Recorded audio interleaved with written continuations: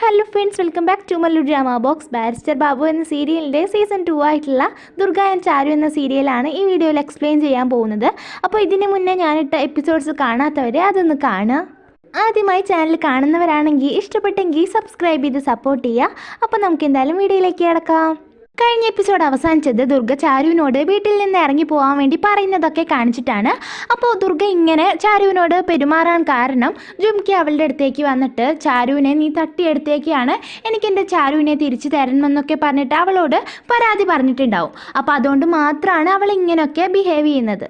അപ്പോൾ ഈ എപ്പിസോഡിൻ്റെ തുടക്കത്തിലും ഈ ഒരു സീന് തന്നെയാണ് കാണിക്കുന്നത്. ചാരു വീട്ടിൽ നിന്ന് ഇറങ്ങി പോകാൻ വേണ്ടി നിൽക്കുമ്പോൾ സമ്പൂർണ്ണ അവളെ തടഞ്ഞിട്ട് നീ പോവല്ലേ ചാരു എന്നൊക്കെ പറയുന്നുണ്ടെങ്കിലും അവൾ അതൊന്നും കാര്യമാക്കാതെ അവിടെ നിന്ന് ഇറങ്ങി പോവുകയാണ്.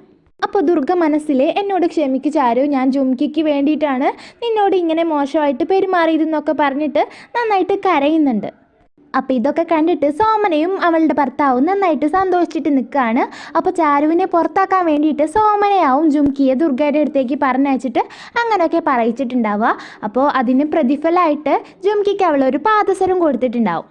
അങ്ങനെ ദിവസങ്ങൾ കടന്നു പോവുകയാണ്. അപ്പോൾ ഒരു ദിവസം ജുംകിയുടെ കയ്യിൽ ആ പാദസരം കണ്ടിട്ട് ചാരു നിനക്കിത് എവിടെ നിന്ന് കിട്ടിയതാ, മര്യാദയ്ക്ക് പറഞ്ഞോ എന്നൊക്കെ പറയുമ്പോൾ എല്ലാ സത്യങ്ങളും ജുംകി അവളോട് തുറന്നു പറയുകയാണ്. സോമനയാണ് ദുർഗയോട് അന്ന് അങ്ങനെയൊക്കെ പോയി പറയാൻ പറഞ്ഞതും പിന്നെ ഈ പാദസരം തന്നതും എന്നൊക്കെ ജുംകി ചാരുവിനോട് തുറന്നു പറയുകയാണ്.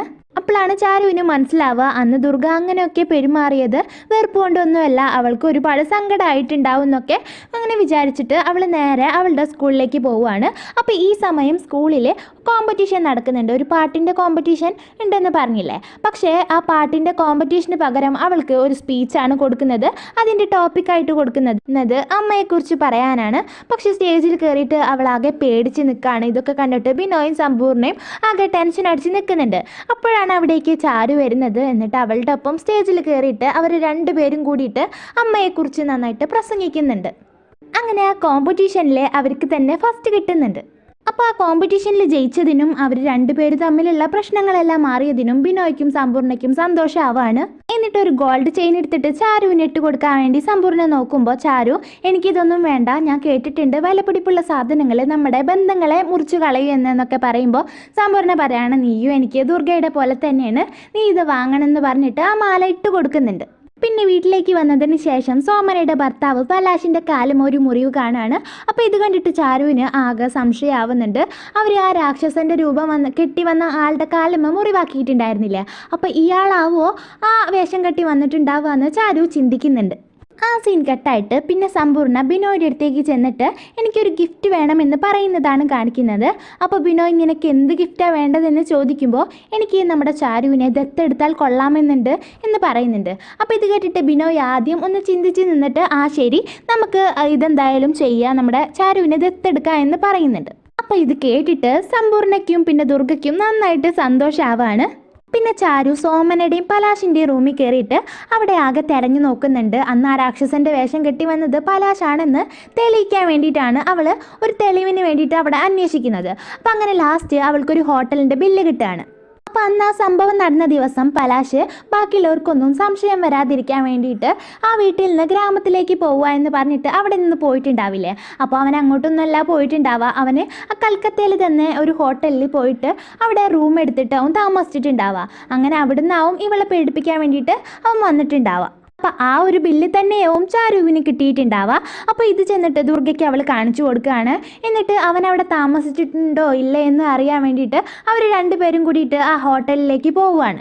അപ്പോൾ അവർ രണ്ടുപേരും അവിടെ ചെല്ലുമ്പോൾ പലാശിനെ അറിയുന്ന ആൾക്കാർ അവിടെ ഉണ്ടാവും. അപ്പോൾ ഇവർ രണ്ടുപേരും അവിടെ വന്നിട്ടുള്ള കാര്യം പലാശിനെ അവർ വിളിച്ചറിയിക്കുന്നുണ്ട്.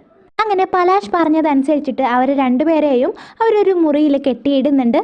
എന്നാൽ ദുർഗയും ചാരുവും ധൈര്യത്തോടെ വടിയൊക്കെ എടുത്തിട്ട് അവരെ അടിച്ചിട്ട് അവിടെ നിന്ന് രക്ഷപ്പെട്ട് ഓടി വീട്ടിലേക്ക് വരികയാണ്.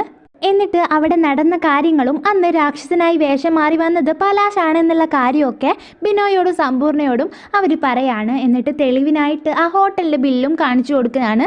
അപ്പോൾ ഇത് കണ്ടിട്ട് നമ്മുടെ സോമനയും പലാശും കരഞ്ഞിട്ട് പറയുന്നുണ്ട് ഞാൻ നിങ്ങളുടെ മോളല്ലേ, ഇത് നിങ്ങളുടെ മരുമോനല്ലേ, എന്നിട്ട് ഞങ്ങളെക്കാൾ വിശ്വാസമാണോ ഈ പുറത്തു നിന്ന് വന്ന് ഈ ഒരു പെണ്ണിനോട് എന്നൊക്കെ പറഞ്ഞിട്ട് കരയുന്നുണ്ട്. കരയല്ല, കരയുന്ന പോലെ അഭിനയിക്കുന്നുണ്ട്. അപ്പോൾ ദുർഗയും ചാരുവിനോടൊപ്പം തന്നെ നിന്നിട്ട് ഈ പലാശ് തന്നെയാണ് അന്ന് രാക്ഷസനായി വന്നിട്ടുള്ളത് എന്ന് ഉറപ്പിച്ച് പറയാണ്. നിങ്ങളുടെ കാലുമേ ഒരു മുറിവൊക്കെ ഉണ്ടായിട്ടില്ലേ എന്നൊക്കെ ദുർഗ പറയുന്നുണ്ട്. അപ്പോൾ അങ്ങനെ ബിനോയ് പലാശിൻ്റെ അടുത്തേക്ക് വന്നിട്ട് ദേഷ്യത്തോടെ ഇനി ഞാൻ ഇതിനെക്കുറിച്ച് അന്വേഷിക്കാൻ പോവുകയാണ്. അപ്പോൾ ദുർഗയും ചാരുവും പറയുന്നത് സത്യമാണെന്ന് തെളിഞ്ഞാലേ ഇന്നത്തെ ദിവസമായിരിക്കും നിൻ്റെ അവസാനത്തെ ദിവസം ഈ വീട്ടിൽ നിന്ന് പറയുന്നതും കാണിച്ചുകൊണ്ടാണ് ഈ എപ്പിസോഡ് ഇവിടെ അവസാനിക്കുന്നത്. ഈ വീഡിയോ കുറച്ച് ലെങ്ത് കുറവാണ്, പെട്ടെന്ന് ഇട്ടുകൊണ്ട് എത്രത്തോളം നന്നായി എന്നൊന്നും അറിയില്ല. അപ്പോൾ എല്ലാവരും ഒന്ന് കമൻറ്റ് ചെയ്തിട്ട് അഭിപ്രായം അറിയിക്കുക. ഇഷ്ടപ്പെട്ടെങ്കിൽ ലൈക്ക് ചെയ്യുക. തുടർന്നുള്ള വീഡിയോസ് ലഭിക്കാനായിട്ട് ചാനലൊന്ന് സബ്സ്ക്രൈബ് ചെയ്യുക. അപ്പോൾ അടുത്ത വീഡിയോ ആയിട്ട് വീണ്ടും കാണാം.